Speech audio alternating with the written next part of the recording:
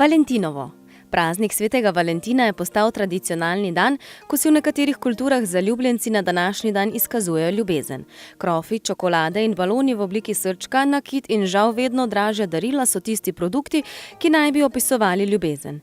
Cvet, ki izkazuje največ ljubezni, tisti, ki je še vedno najbolj priljubljen in ki je v tem dnevu najbolje prodajan, je še vedno rdeča vrtnica.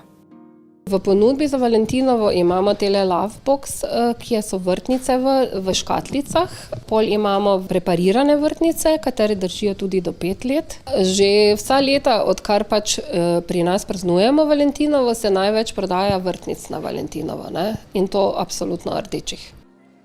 Potrditev ljubezni se največkrat obeleži s poroko. V Sloveniji je v letu 2016 sklenilo zakonsko zvezo 6667 parov, razvezalo pa se jih je 2531.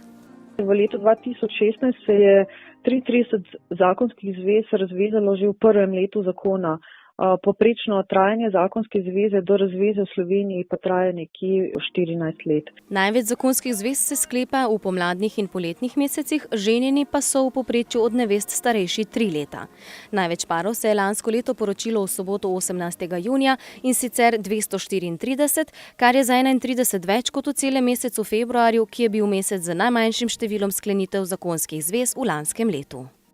Kar se pa tiče regijske porazdelitve, je bilo največ zakonskih zvez na 1000 prebivalcev 2016 sklenjeno v osrednje slovenski, gorenjski in primorsko-notranjski regiji in sicer 3,4 poroke na 1000 prebivalcev. Kar se pa tiče razvez na 1000 prebivalcev, se jih je pa največ v letu 2016 razvezalo v zasavski statistični regiji in sicer 1,6 razvez na 1000 prebivalcev. Bi lahko rekli, da gre le za enodnevni praznik ljubezni?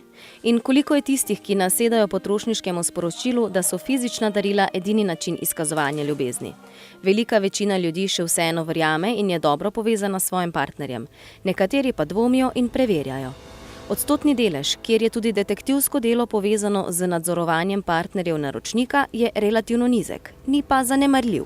Letno mi preiskujemo tam nekje maksimalno 10% našega dela nekako pade na preverjanje zvestobe sozakonca oziroma sopartnerja. Zdaj pa, če računamo, da imamo mi nekje med 500 pa 600 primerov na leto, si lahko nekako potegnemo črto, da je mogoče takšnih in drugačnih primerov, ki bi jih lahko uvrstili v to dejavnost oziroma v takšne nadzore tam dobrih 50. Stereotipno velja, da naj bi bile ženske bolj sumničave, vendar detektivska praksa kaže drugače. Zelo težko bi se nagnili v eno ali drugo smer. V naši praksi je pač tako, da je nekje pol naših naročnikov, tako da ne morem potrditi neke domneve, da so mogoče ženske bolj sumničave kot moške ali obratno, no. Ne glede na to, ali ste zaljubljeni ali ne, ali praznujete Valentinovo ali ne, je ljubezen treba slaviti kot najvišjo vrednoto človeka. Treba jo je slaviti vsak dan in ne samo takrat, ko to zapovedujejo datumi.